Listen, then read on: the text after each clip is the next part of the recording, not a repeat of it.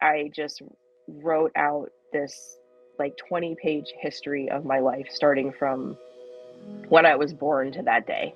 Wow. And I plopped it in front of him and I said, listen, I don't even know if I'm going to be here next month. Like, I'm done. I can't do this anymore. I can't feel this way anymore. This is Unsilent, a speak series from NoStigmas that champions mental health advocacy and challenges the stigmas that prevent people from getting the help they need. I'm Eli Lawson, a producer for the show.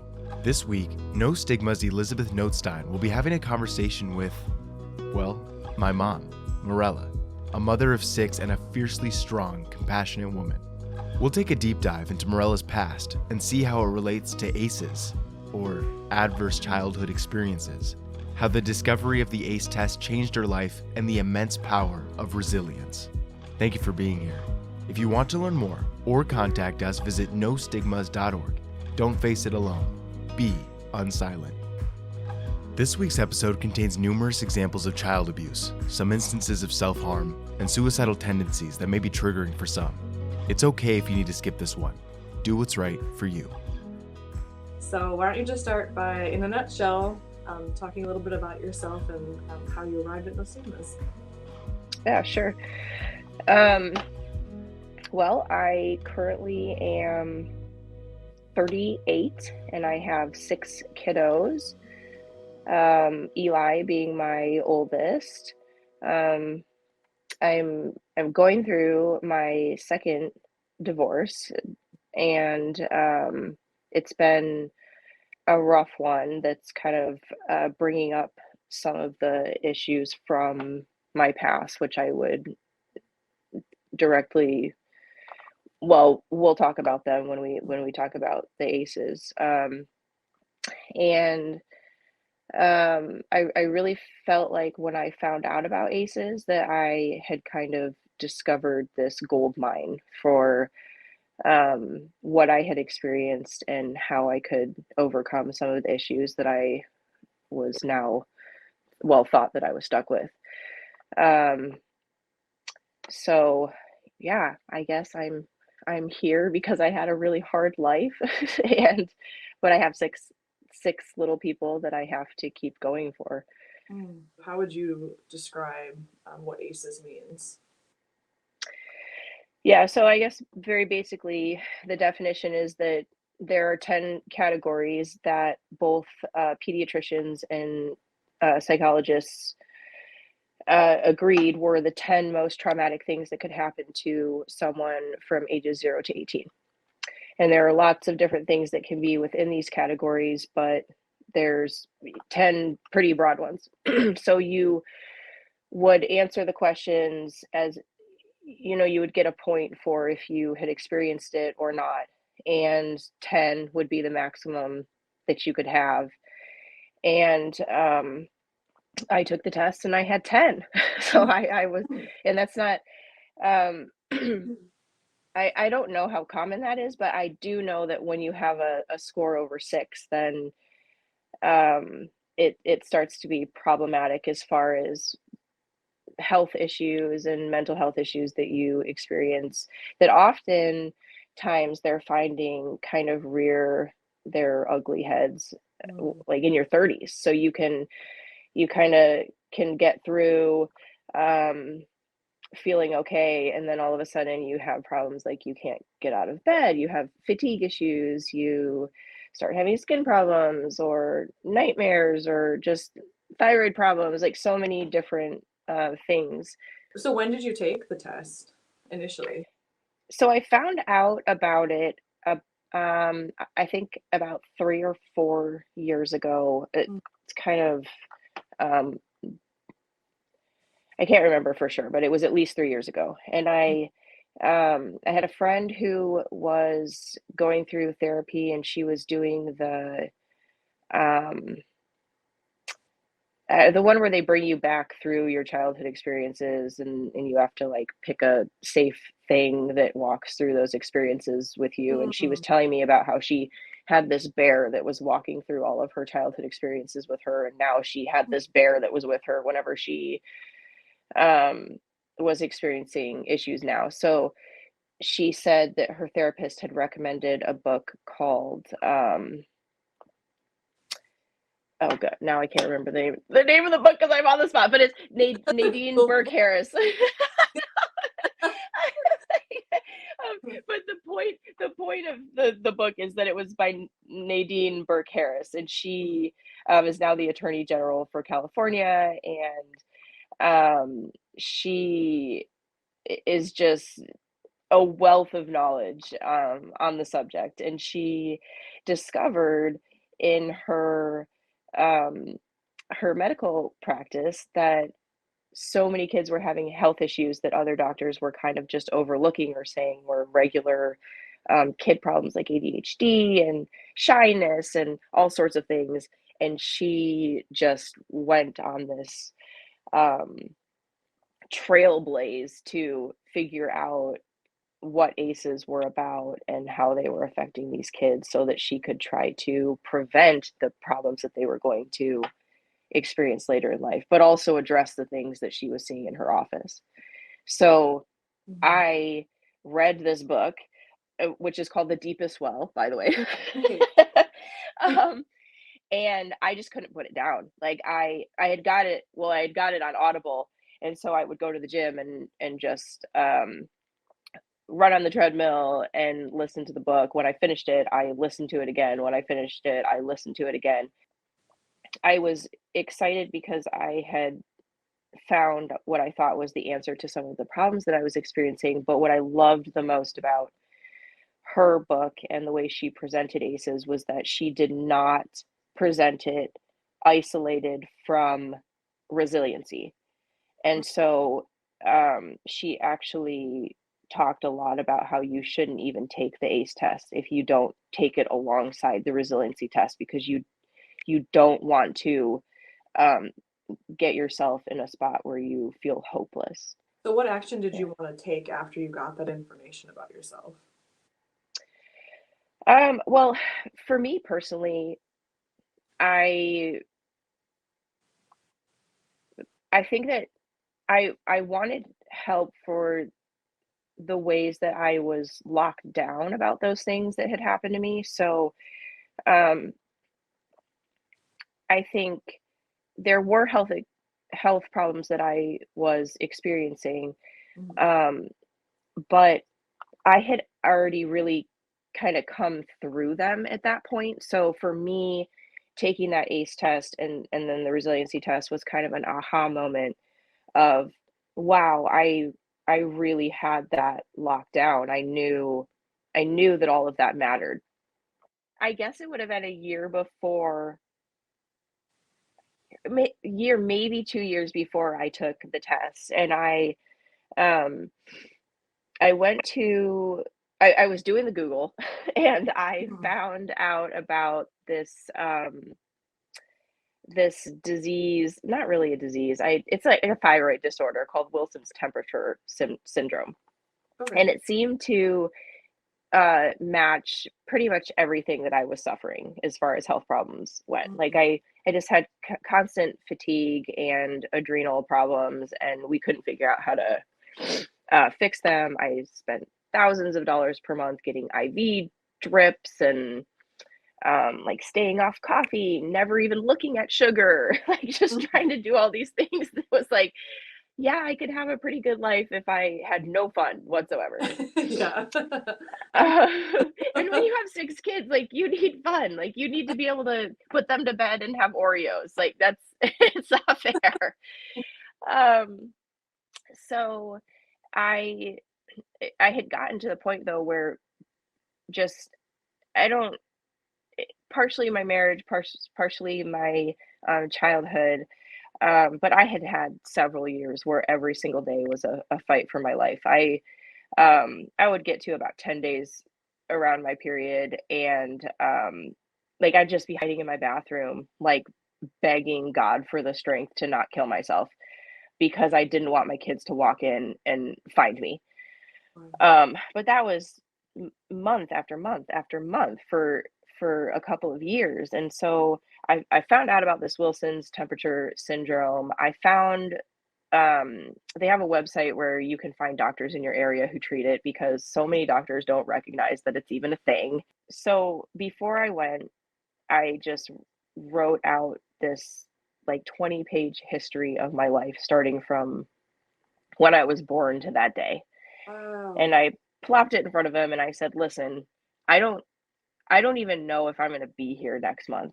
Like, I'm done. I can't do this anymore. I can't feel this way anymore. And he read through it, like power read through it while I sat there, and he was like, "Wow, thank you so much for doing this. This really does tell me everything that I need to know. I know exactly how to proceed now, and I promise you that you're going to be okay. We're going to get you on some things like hormones, natural stuff, and you're never going to feel this way again." If you or someone you know is experiencing a crisis, please call the National Suicide Prevention Lifeline at 1-800-273-8255 or visit suicidepreventionlifeline.org for support via live chat. If you or someone you know is in immediate danger, please call 911. Other resources are linked in the show notes. And so he did the T3 treatment with me. He put me on progesterone, which is our happy hormone, which when you are going through traumatic things as a teenager, especially girls, their progesterone just does not rise the way that it should. So, Mm. like, one of the things that's happened to me is that I've had over 20 miscarriages, because you have to have progesterone to sustain the pregnancy before the placenta does. Mm. Um, so he put me on progesterone, did this T3, which is also kind of a happy hormone, and cured this anxiety that I had had daily, like panic level anxiety since I was 12 years old. And sometimes it's not an easy fix for people, Mm. but because um, because I had taken the ACE test alongside the resiliency test, I was asking questions like, if I've been through this trauma, this amount of trauma, if this amount of trauma should have killed me, or I should have killed myself by now, Mm-hmm. what is it, why am I still here? Why am I still standing? Why am I actually living life every day? Why am I actually raising kids who are decent people and who other people want their kids to be around? Mm. Why am I capable of doing that? And so that's why the resiliency test is so super. As much as you're comfortable, like, would you just talk through a couple of the points on the ACEs that really stand out to you as like critical, and like how you would just describe Sure. ACEs? So obviously we're all different, and the things that are going to impact us are going to be different. Um, so these are all just my personal opinions, but um, things that are fact are that there are three categories of the ACE test that the doctors have put them in, and it's abuse, neglect, and household dysfunction. Um, so abuse is physical, emotional, and sexual. Neglect is physical and emotional. Household dysfunction is mental illness, incarcerated relative, mother treated violently, substance abuse, and divorce. When a lot of people think of childhood trauma, they really are thinking like someone getting beat or molested. But there are some categories or questions here that I would say are not that those things aren't bad, but that the things that happen that are smaller shouldn't be uh, pushed away as not important, because a lot of times those are the things that really are the things that are hurtful. So the very first question is, before your 18th birthday, did a parent or other adult in the household often or very often swear at you, insult you, put you down, or humiliate you, or act in a way that made you afraid that you might be physically hurt? um Mm-hmm. so like, acting in a way that makes you feel like you might be physically hurt is like a no-brainer for people. But how many of us were never actually hit, or we never thought we were going to be hit, but our parents were swearing at us or telling us we were stupid or fat or whatever it is? Like, you're not going to amount to anything. I can't believe that I'm your parent. I have kids, and I would rather throw myself off of a bridge before I said that to any of my kids. Yeah, wow. Uh, but there are so like, I remember my mom saying things like that to me, or even, like, her brothers and sisters, my aunts and uncles. I have a memory that is just etched in my brain forever, which did influence, disordered eating and cutting and other things during my teenage life. Of I saved my money and went to the mall and bought myself a pair of those plaid stretchy pants that were in style for a while back when I was a teenager.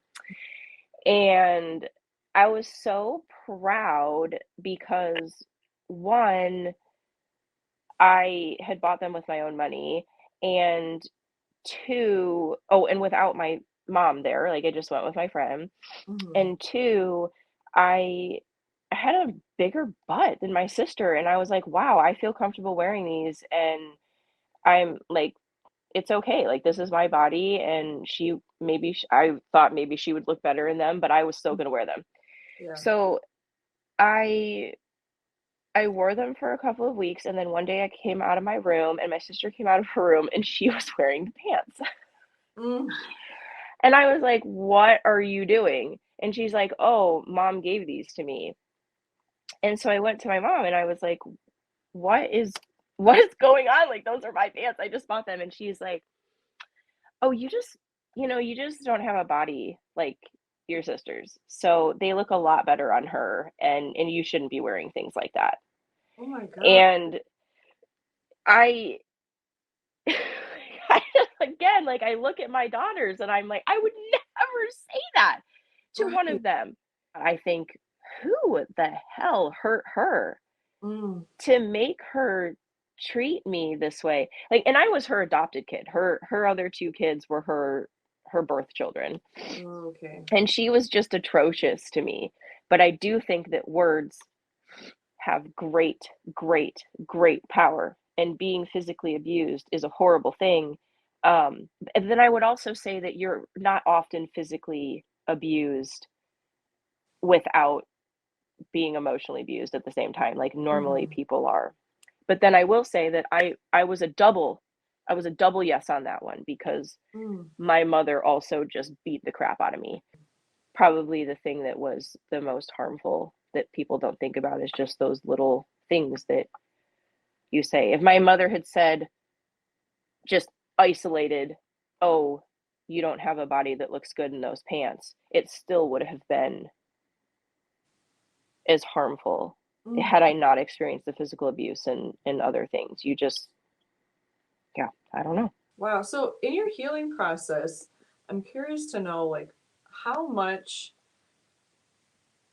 understanding or compassion do you feel like you can have towards like that generational trauma or whatever like someone else's traumatic experience, how it like trickled down and impacted you? Um, because I wrap my head around it and I think I don't have that experience, but I have an experience with intimate partner violence. And with that individual, I see the abusive family. I see the impact Yeah. of someone being a result of a lot of trauma and a lot of bad childhood experiences. And it's hard because you don't ever want to excuse behavior, especially when it like deeply traumatized you. But like, so how much compassion do you feel like you've had towards the people in your life, and what actions have you taken to address that with them or not? First of all, I'm sorry that you have experienced that, and that is awful. Um, I am also the reason that I'm getting divorced now is because of intimate, partner violence. So, Wow. um, I would say that it's influenced my compassion in positive and negative ways. I think that uh, I went on with the violence in my marriage for far too long because I knew where it was coming from and had compassion, and I was hopeful that, if he got therapy, then he could heal and he would change. Um, and it wasn't me wanting to change him, it was just me living my own experience and knowing that there is healing if you really want to get into the trauma of your past. And I was excited and hopeful for him. I think that even though I have that compassion and I understand that, like, I know my mom had a terrible childhood. But so okay, so I got rid of the anxiety with this doctor, but I still was having problems with fibromyalgia. Like, I just my Mm. body was in pain all the time. But after I got rid of the anxiety, um, I actually took a trip to see my adoptive little sister who lived in Germany. What my dad took me to go see her and her family. Um, and after we visited her, we stopped over in Paris for 3 days, just my dad and I. And uh, I finally told him everything that had happened Wow. in my childhood, and he was always traveling, so he was really just trying to get away from my mom as well, and Mm. was just very absent. He's like, I wish you had told me because I would have gotten you guys out of there. Mm. Now I don't know about you guys because like my brother and sister were very much a part of the problem at that point. But also because of my mother's influence. But he's like, I would have gotten you out of there and I would have protected you. Mm. Um and I told him I just I don't really want to be here anymore a lot of the time. It's really hard for me. Um and and he said two things. One, I think that you're so wonderful and I hope that you'll stay. Mm. And the other thing was, why do you still talk to her?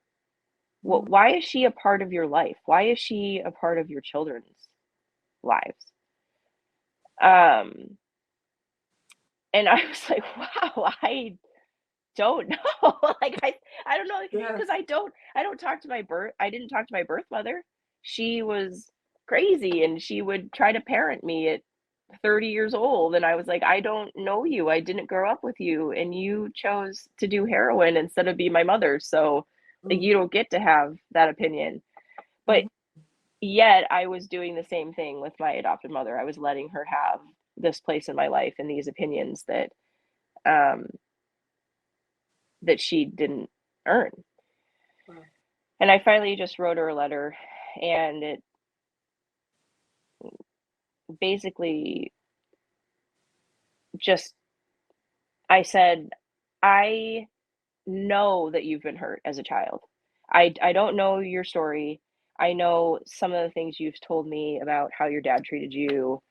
Um, you haven't really been open about a lot of other things, but I will say that it was your responsibility when you adopted me to bring me into your home and treat me like you treated your other children Mm. and to raise me up as your child that you loved and you didn't. You abused me and you took out your trauma and your anger on me, and that's not okay. And so while I'm extremely sorry for the pain that you suffered as a child, I do recognize now that the way that you treated me was still not okay. I am not lying or exaggerating when I say that the moment I dropped that letter into the mailbox, all of the pain in my body went away and it has never come back since. Oh my. Every ounce of it. I know. Wow. And it was just that I had been holding it in and making excuses. And I finally had this opportunity to say to her, I see you. I see the pain that you've experienced, but it still doesn't make it right that you put it on me. So I'm very sorry for you, but also you don't get to do this anymore. And you don't get to deny that it happened. Mm-hmm. And that for me was like, I would say that that whole experience was a product of A.C.E.s and what happens when we don't recognize that we have this childhood trauma. We hold it in our we hold it in our bodies. And some people's experiences are not that dramatic, but since mine was, like, I now am on this mission to help other people figure out how childhood trauma affects their lives. This is Unsilent. Thank you for listening. Today's episode was hosted by Elizabeth Notestine and produced by me, Eli Lawson, Lance Bordelon, John Panicucci, and the rest of the incredible NoStigmas marketing team. Special thanks to Marella for sharing her story this week and being so bold and open about her experiences. Love you, Mom. To go beyond the show, connect with us on social media or visit nostigmas.org to learn more about mental health topics. Please leave us a 5-star review and share with others wherever you listen to podcasts. We'd really appreciate it. New episodes of Unsilent come out every Wednesday at 2 p.m. Eastern Time. Finally, remember that whatever you're going through, you don't have to do it alone. Be unsilent. We'll see you next week.